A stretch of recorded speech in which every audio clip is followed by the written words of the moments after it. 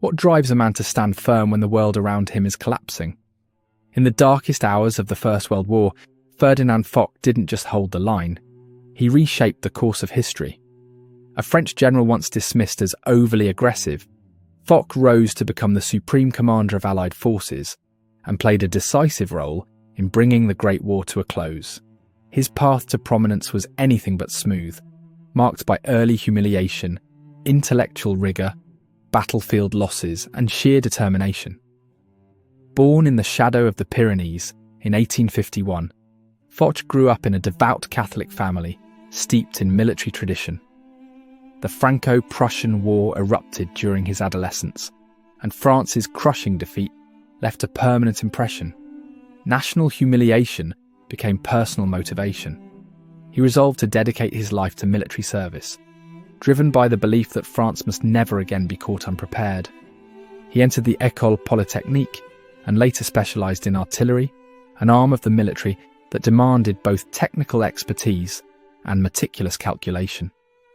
Throughout his early years, Foch wasn't a household name, but a thinker, absorbing military theory, analysing past campaigns, and eventually becoming a professor at the École Supérieure de Guerre. There, his lectures challenged students to think strategically, to act decisively, and to prioritise moral force over brute numbers. He taught that battles were not won merely by firepower, but by the will to endure. By the time World War I erupted in 1914, Foch was in his 60s, an age when most generals looked toward retirement.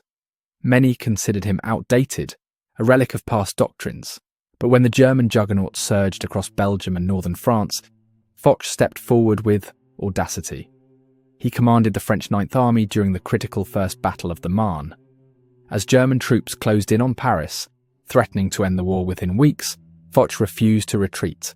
Amid the chaos, he issued one of the most defiant messages in military history. "My centre is giving way, my right is in retreat, situation excellent, I am attacking." It was more than bravado, it was a rallying cry. His counterattacks helped break the German advance and force a withdrawal. Paris was saved.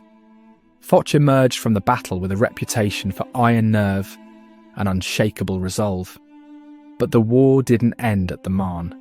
The brutal stalemates of 1915 and 1916 brought new challenges. Foch, deeply committed to the doctrine of offensive action, struggled to adapt to the slow, grinding reality of trench warfare. His unyielding belief in attack, while admirable in spirit, led to costly assaults with limited gain. Critics labelled him inflexible. Command posts were shuffled. By the end of 1916, Foch found himself pushed aside, his strategic value questioned, his influence diminished. For over a year, he remained on the periphery. He watched the front line stagnate, the death toll mount, and the political cracks widen. But Foch was not idle. He observed, analysed, and waited. When 1918 arrived, bringing with it Germany's last desperate gamble, a sweeping spring offensive designed to end the war before American reinforcements could arrive, Foch was recalled. This time, he wasn't just another general, he was appointed supreme commander of the Allied forces.